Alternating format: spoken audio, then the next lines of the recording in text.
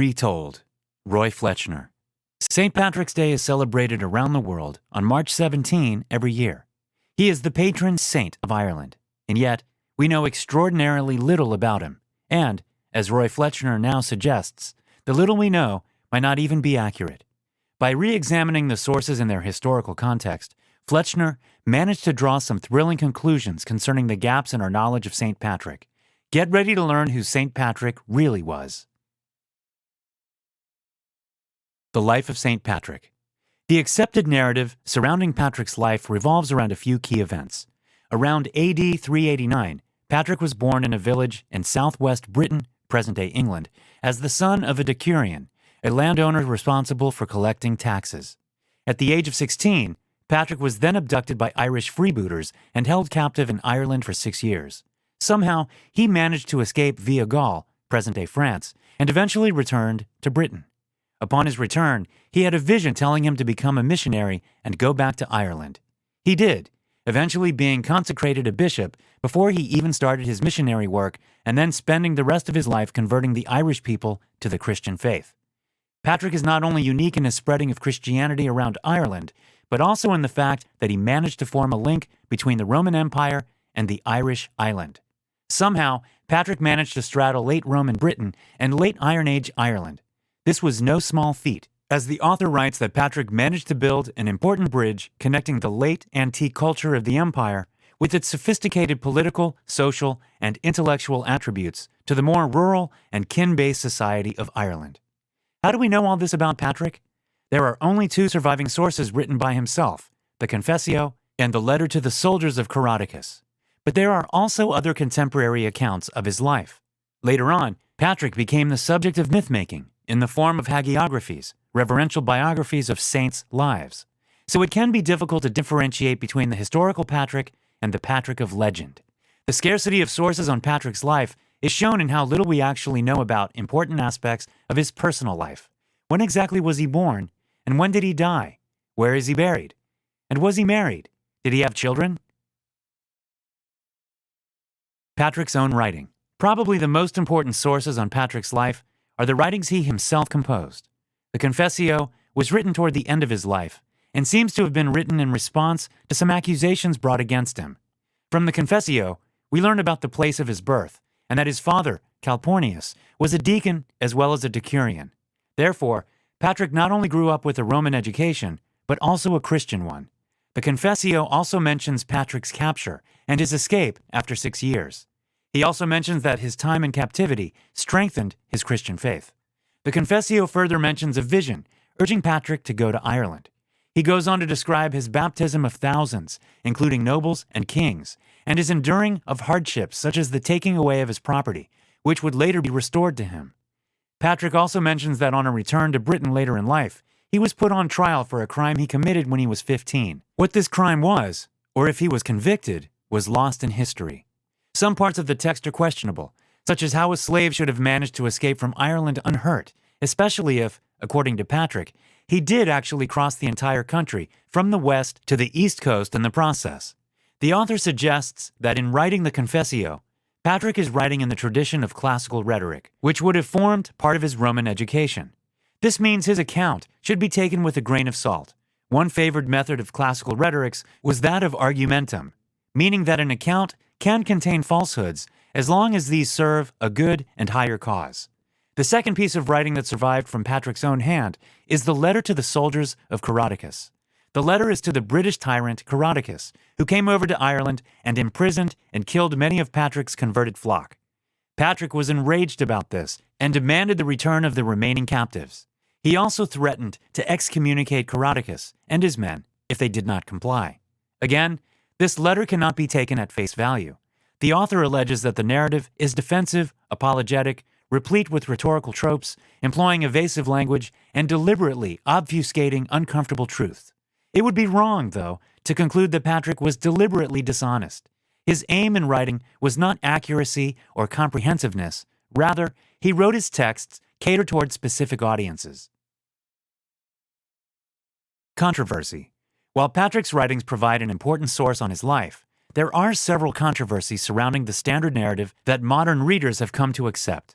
One of these controversies surround Patrick's alleged captivity in Ireland when he was still a teenager. These were his most formative, as he became a devout Christian during this time, and these were also the years that convinced him to return as a missionary later in life. But was he really a prisoner and slave in Ireland, as he alleged? Firstly, it would have been unlikely that Patrick could have traversed the entire Irish island as an escaped slave and made it home safely. Ireland, at the time, was a kin-based society, and a man traveling by himself would have quickly caught attention. He would also have lacked a legal status as a slave, so if he had encountered someone on his journey, they would have been free to do with him whatever they liked. Secondly, Roman law at the time was extremely strict on Roman citizens who had been captured by enemies. Patrick would have been stripped of his Roman citizenship. The only way to get a citizenship back after capture was through post liminium, meaning that citizenship could be restored if the person had been captured through no fault of their own, and they had returned home at the soonest possibility. It is also suspicious that Patrick claims he had made his escape after 6 years. According to biblical law, which Irish law was based on at the time, a slave would be allowed to walk free after 6 years. Looking at the story from this perspective, it seems that Patrick tried to have the law on his side, whether the Irish or the Roman version. Contemporaries of his actually accused him of having gone to Ireland to enrich himself, and it seems likely that this was actually the case. Patrick left Britain shortly before he came of age, shortly before the time he would have been made a decurion. At the time, collecting taxes was an unrewarding and dangerous business, and it is likely that Patrick decided to escape such a fate and instead went to Ireland to make his fortune there. From other accounts, it is clear that Patrick was a rich man later in life and used his money for his missionary work, but it is unclear how he amassed his fortune. By claiming that he had been abducted to Ireland, Patrick would then have been able to claim post liminium and would have been reinstated as a Roman citizen.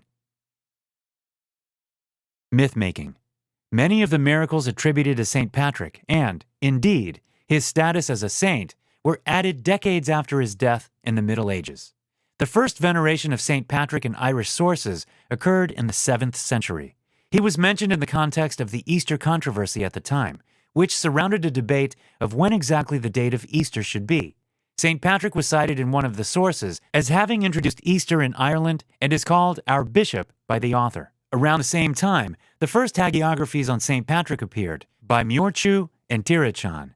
Particularly Muirchew's Life of Patrick is interesting as it mentions the story of how Patrick introduced Easter in Ireland. According to the Hagiography, this involved a battle between Patrick and the High King of Ireland and his Druids. With the help of God, Patrick managed to defeat his enemies and convert the king to Christianity. Later texts from around the 13th century show that by this time the cult of St. Patrick had struck deep roots in England. 3 contemporary texts mention the miracle St. Patrick is most famous for, banning all venomous reptiles from Ireland. These texts were Topographia Hiberniae by Gerald, Life of Patrick by Jocelyn, and an anonymous fragmentary Life of Patrick. While some authors like Gerald were mildly skeptical about whether Patrick actually banned the reptiles, Jocelyn's account is very definite on this. According to Jocelyn, Patrick managed to rid Ireland of a 3-fold plague: poisonous creatures, demons, and magicians. According to the legend, St. Patrick, with the help of some angels, managed to gather all poisonous reptiles on a high promontory above the ocean, and with the power of his word, managed to drive them from the island into the ocean. Patrick's relevance today. One place popular as a point of pilgrimage was also first mentioned centuries after Patrick's death in a story. That is the story of St. Patrick's Purgatory. According to a 12th century account, Christ appeared to Patrick in a vision and showed him one of the entrances to Purgatory, a cave on Station Island in County Donegal. According to legend, spending 1 day and 1 night in the Purgatory cave would rid one of all sins. To this day, St. Patrick's Purgatory is still a popular place of pilgrimage. St. Patrick's Day on March 17 was also first celebrated in medieval times and is now a popular holiday around the world. It became an official public holiday in Ireland in 1903, and the first St. Patrick's Day parade was held in 1915. St. Patrick, the patron saint of Ireland, was never formally canonized, but still remains much of his relevance today. A recent Taoiseach of Ireland called St. Patrick the patron saint of immigrants, as he had been an immigrant to Ireland from Roman Britain. He did this in his St. Patrick's Day speech in the presence of the then President of the U.S., Donald Trump, to silently voice his protest of Trump's immigration policies. Final notes. It can be difficult to distinguish between the Patrick of history and the Patrick of legend. The historical Patrick was certainly a character of contrasts, leading a life as a pious Christian missionary, but similarly lying about his years in captivity in order to protect himself. Either way, though, St. Patrick left a lasting imprint on Irish history and Christianity. His memory is still celebrated around the world every single year on March 17, St. Patrick's Day. Hi, I'm Rhonda, and this is an exclusive audiobook video recorded for the Audiobook Master Channel. Enjoy your audiobook and have fun learning. Don't forget to subscribe and hit the notification button so you'll get updated on our next upload. If you liked the video, give us a thumbs up and say your thoughts about the book we just covered. Do you want to listen to a summary or review of a book that we haven't covered in the past? Say it in the comments below or send us a message. Don't forget to check our other uploads. Enjoy listening!